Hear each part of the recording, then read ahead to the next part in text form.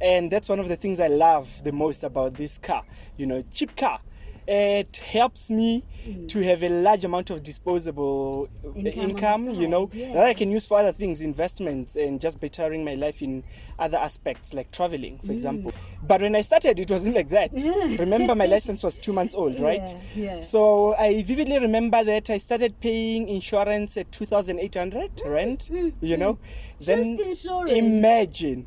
Yeah. And when I was paying that amount, no, in fact, I think when I said paying, it was 3,200 insurance, which was about, I would say, maybe 80 to 90% of my installment, because my installment was 3,600. People's Wheels Mzansi. Experience, learn from it.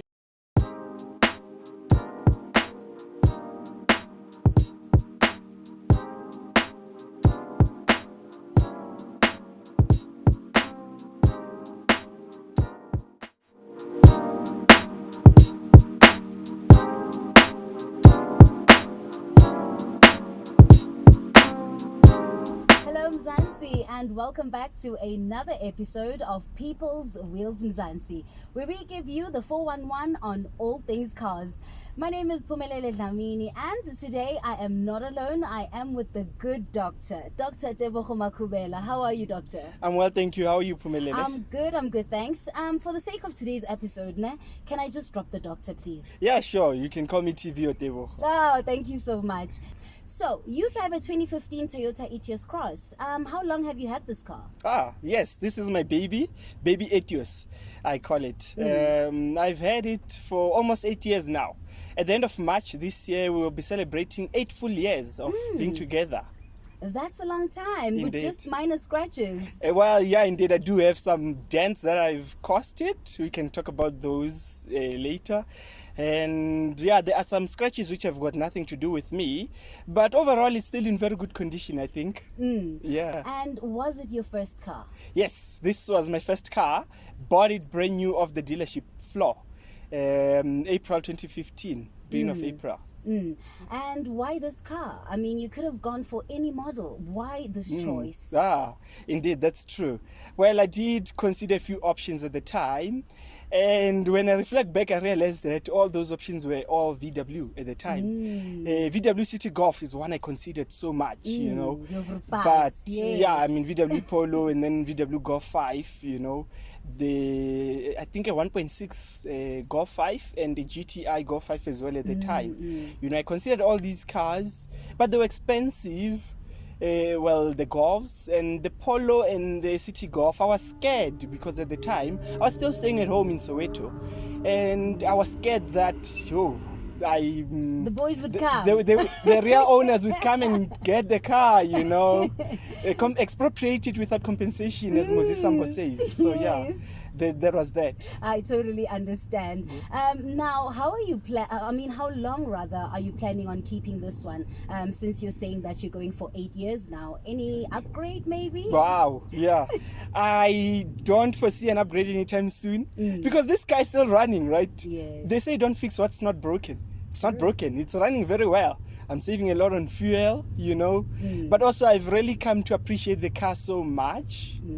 I am going to keep this car for a very, very, very long time. But it is also a financial perspective that I will be doing so. One, I haven't paid for a car installment in a very long time. Because I finished paying off this car very quickly. How did you get to purchase this car? Right. Did you pay a balloon payment? Was there a deposit? How did that go about? Pumelele, I wish there was a deposit, but unfortunately not. So what actually happened is I bought this car with my second pay slip, Yeah, it was the end of March. I just received my pay slip. Yes. I went to the dealership and said, give me a car. I want a car.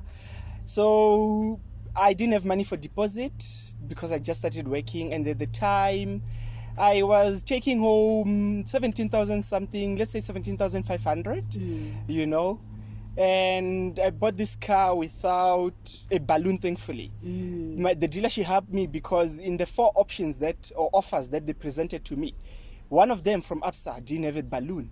The others from Nedbank, Westbank, etc., they had balloons. And thankfully, I was smart enough not to take any of them, you know. So I just went on to take the ABSA one, no balloon, but they caught me with interest, you know. Yes, because that's the at the catch. time, prime was about 6.75%, and then it was prime plus 5.25, if I remember correctly. So it was about 12.5% interest rate that I was paying on this baby. So it was quite a lot, honestly, you know. But at the same time, shortly myself, a friend bought a car for like 18%. Imagine that, you know. But yeah, my finance history, one mistake that I made apart from the deposit, not saving money for a deposit, was that I financed even the initiation fee, you know. You know, there's this initiation fee of like 1,000 something. I think at the time it was 1,040 rands, and that amount was financed as well, you know. And this car was 165,000 rand when I bought it. But I ended up financing 171,000 rand because there was also a smash and grab that was added. Toyota also added delivery fees. I don't know why, because they didn't deliver the car to my home. I had to go get it from the thingy, you know. It was at the dealership. I saw it there, I got it there. So what delivery fees are these, you know? If they were delivering it, say, from Durban, they're planting in Durban, why are they charging me for that, you know? Because I didn't buy it in Durban. So I don't know what delivery fees are these, but they were also financed, you know, and they took the amount from 165,000 rand to 171,000 rand, also with the initiation fee. And yeah, when I reflect, these are mistakes that I'm not going to make with my next purchase, you know. So, you know, I said there are two aspects as to why I am not looking to upgrade anytime soon. The other one has to do with how long I can keep the car, you know. It's 8 years now, or it will be in 2 months. If I keep this car for 10 years, right, I've calculated that this car has cost me 220,000 rand when you add the interest. So this is now the 171,000 rand that was financed, right? And the interest that I paid during the time I was financing it, because I didn't finance it for the total period. I ended up paying extra, and so I paid it off very quickly. The total is 220,000 rand, right? If I keep this car for 10 years, it would have cost me on average of 22,000 rand a year, you know, to have this car, to the ownership of this car. Yes, minus the service, you know, that I've been paying for the last 3 years when it has been out of service, and the fuel. But just the amount of buying it to own it, 22,000 rand per year. And that is an amount that, well, there's many young people out there today who are paying 15,000 rand, 18,000 rand for their first car. Just the finance, before we add the insurance, before we add the maintenance. Imagine that. I don't think that's good. You know, that's why many young people, they end up being delayed with starting their life in terms of life savings, investments, and just development in in all aspects. Travel, for example. And lifestyle, we definitely fall for that trap. Now, looking at the costs that you have to cover on a monthly, maybe, what does it actually cost you to have this car? Right. Yeah. And that's one of the things I love the most about this car. You know, cheap car.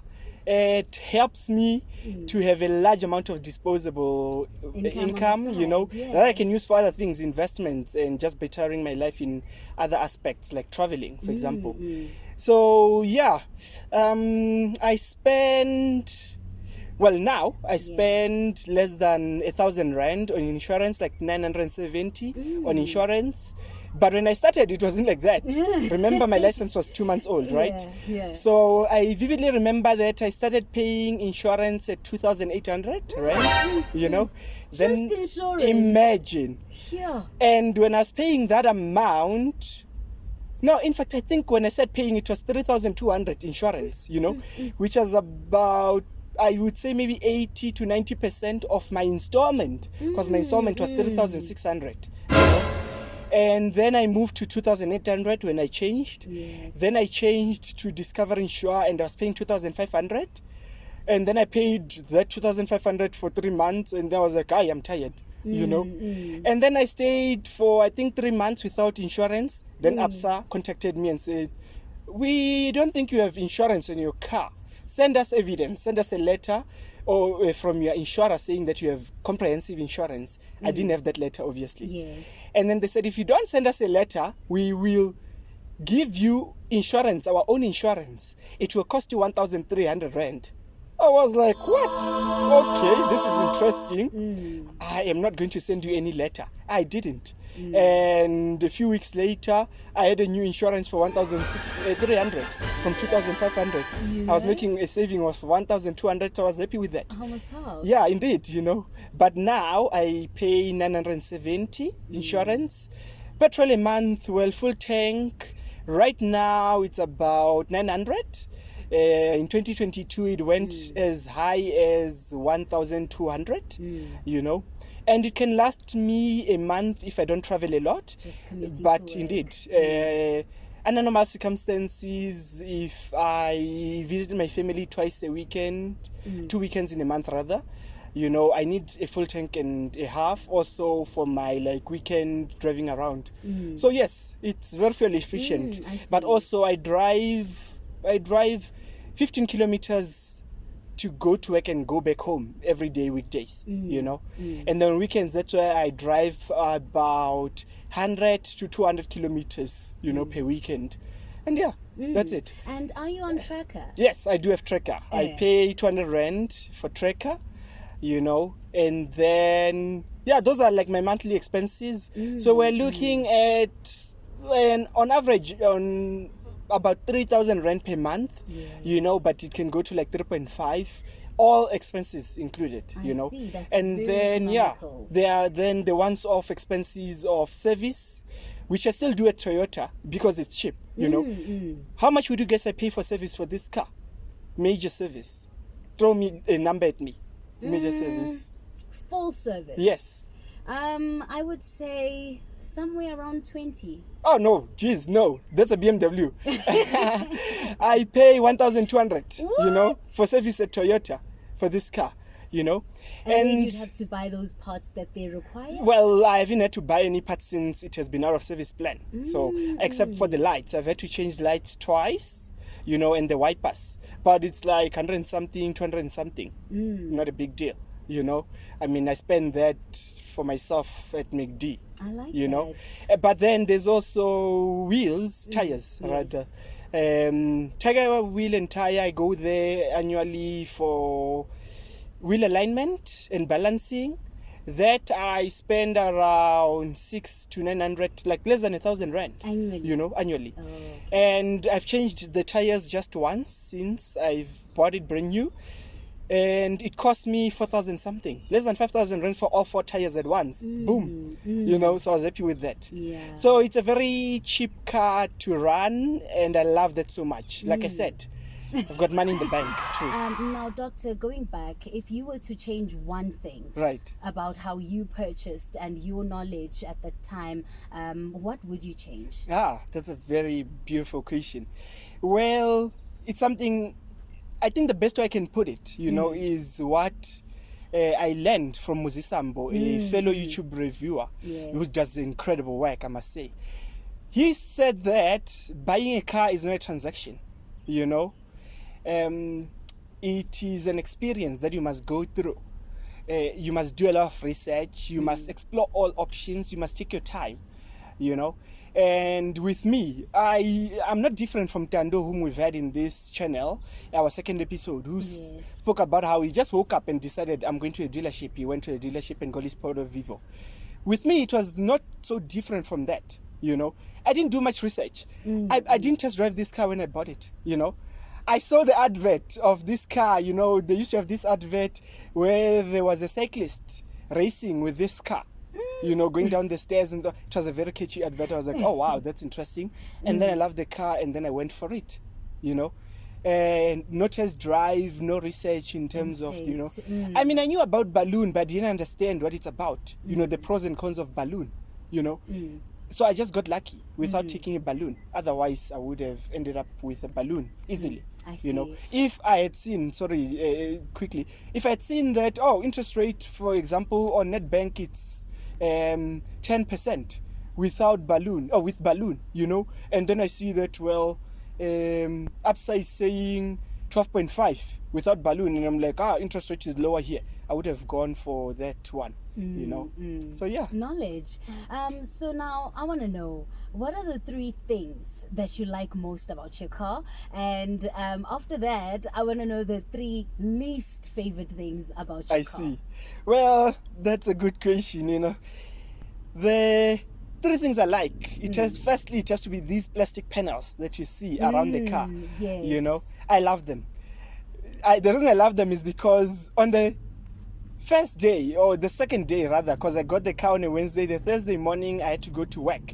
I got to work, I bumped the gate. I am not joking. I bumped the gate.